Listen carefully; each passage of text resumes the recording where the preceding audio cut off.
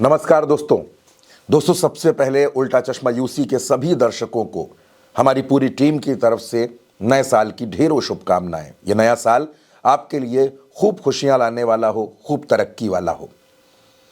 और दोस्तों अब बात करेंगे बिहार की। जी हां दोस्तों, बिहार में इन दिनों सियासी अस्थिरता लगभग अपने चरम पर है। नीतीश कुमार जब दिल्ली गए और दिल्ली होकर जब लौटे, तमाम खबरें आपने देखी होंगी कि नीतीश कुमार प्रधानमंत्री से मिल सकते हैं, नीतीश कुमार जेपी नड्डा से मिल सकते हैं। लेकिन 2 दिनों तक दिल्ली में रहने के बावजूद नीतीश कुमार की मुलाकात भारतीय जनता पार्टी के किसी नेता से नहीं हुई। ना तो नरेंद्र मोदी से हुई, ना तो जेपी नड्डा से हुई, ना ही अमित शाह से हुई। जेपी नड्डा से मिलने का तो समय भी सामने आ गया था कि 4:30 बजे शाम को यह मुलाकात होगी, लेकिन वो मुलाकात नहीं हुई।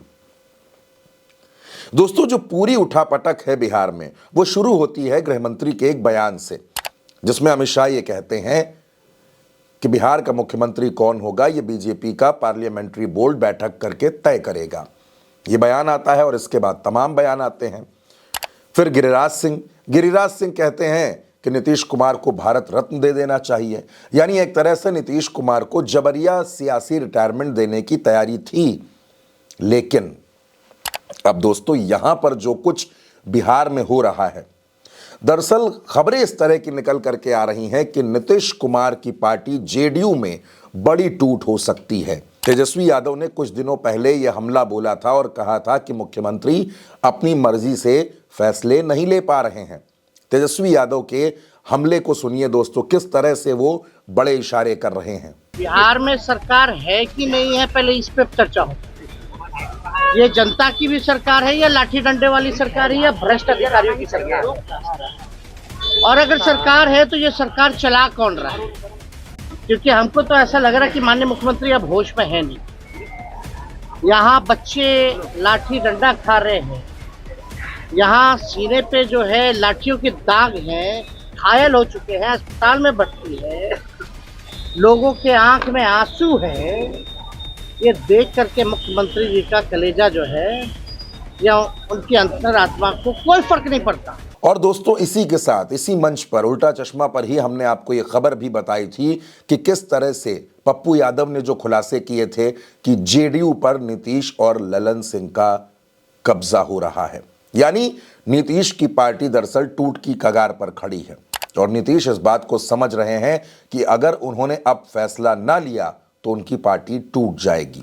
लेकिन दोस्तों अगर नीतीश कुमार की पार्टी टूटती है, अगर ऐसी स्थिति बनती है, तो ऐसे हालातों में नीतीश कुमार इंडिया गठबंधन के साथ आएंगे। ये उनकी मजबूरी भी होगी, क्योंकि जो दूसरा गुट है जिसमें ललन सिंह और संजय झा हैं, वो भारतीय जनता पार्टी का साथ नहीं छोड़ेंगे। इसीलिए नीतीश कुमार को लगने लगा है कि पार्टी टूटे उससे बेहतर यह है कि अभी रास्ते अलग कर लिए जाएं। नीतीश कुमार एक साथ कई ऑप्शंस के बारे में सोच रहे हैं। ऑप्शन नंबर 1, तेजस्वी यादव के साथ लौटा जाए, सरकार बनाई जाए। ऑप्शन नंबर 2, कांग्रेस के साथ गठबंधन किया जाए, चुनाव लड़ा जाए और चुनाव के बाद तेजस्वी को साथ ले लिया जाए। और जो तीसरा ऑप्शन है वो ये कि नीतीश कुमार अकेले चुनाव लड़ें, बिल्कुल अकेले लड़ें और उसके बाद कांग्रेस और आरजेडी के साथ गठबंधन करें। दोस्तों ये तो ऑप्शंस हैं, लेकिन पेंच कहां पर है?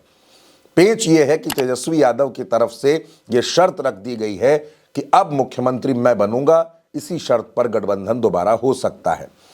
तो दूसरी तरफ कांग्रेस है जहां ज्यादा सीटों की मांग की जा रही है।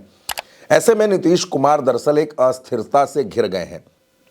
नीतीश इस बात को जानते हैं कि भारतीय जनता पार्टी के साथ उनका राजनीतिक भविष्य और उनकी जो पार्टी है उसका भविष्य खतरे में पड़ सकता है। लेकिन नीतीश कुमार दरअसल जल्दबाजी नहीं करना चाहते। नीतीश कुमार पूरा समय लेना चाहते हैं। नीतीश कुमार ये देख लेना चाहते हैं कि उनके हर दांव का रिएक्शन क्या होगा, जनता उसके बारे में क्या सोचेगी, क्योंकि बिहार में विधानसभा का चुनाव होना है और ऐसे में नीतीश कुमार का एक फैसला अगर गलत हो गया तो वो उनके लिए बैकफायर हो जाएगा। और इसी वजह से दोस्तों नीतीश कुमार पूरी तरीके से मंथन कर रहे हैं, समझने की कोशिश कर रहे हैं। वो हर एक बात को ठोक बजाकर देख लेना चाहते हैं ताकि कहीं कोई कमी ना रह जाए। दोस्तों अब नीतीश कुमार जब से दिल्ली लौटे हैं तब से भारतीय जनता पार्टी भी तनाव में है, क्योंकि नीतीश कुमार ने अपने दिल्ली दौरे में किसी भारतीय जनता पार्टी के नेता से मुलाकात नहीं की। हर किसी को लग रहा था कि नीतीश कुमार आएंगे, बातचीत होगी, मुलाकात होगी, कुछ मुद्दों पर डिस्कशन हो जाएगा, लेकिन नहीं हुआ। नाराजगी क्यों है?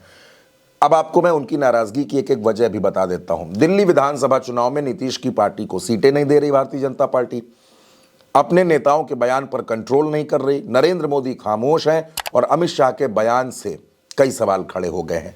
और इसी वजह से नीतीश को लगने लगा है कि भारतीय जनता पार्टी किसी भी वक्त उनको बड़ा झटका दे सकती है, और अगर झटका देती है तो उसका बैकअप प्लान भी नीतीश कुमार को तैयार करना है। नीतीश कुमार को अपने भरोसे के नेताओं की पूरी फहरिस्त फिर से तैयार करनी पड़ेगी और देखना पड़ेगा कि अगर पार्टी टूटती है, अगर सांसद टूटते हैं, विधायक टूटते हैं, तो उस स्थिति में नीतीश कुमार के सामने कौन कौन से ऑप्शंस होंगे। और इसी वजह से बिहार के सियासी गलियारों में पत्रकारों के बीच इस बात की चर्चा है कि नीतीश कुमार ने मन बना लिया है कि अगर पार्टी टूटने की स्थिति आई तो नीतीश अपने गुट को लेकर इंडिया गठबंधन के साथ चले जाएंगे। क्योंकि दोस्तों, भारतीय जनता पार्टी बिहार में महाराष्ट्र वाला पूरा एपिसोड करना चाहती है, जो एकनाथ शिंदे के साथ हुआ, जो अजीत पवार के साथ हुआ, जिस तरह से पार्टियां टूटी, उसी तरह से भारतीय जनता पार्टी को लगता है कि अगर जेडीयू टूट जाए और ललन सिंह संजय झा का खेमा हमारे साथ आ जाए तो बड़ी आसानी से चुनाव जीता जा सकता है। लेकिन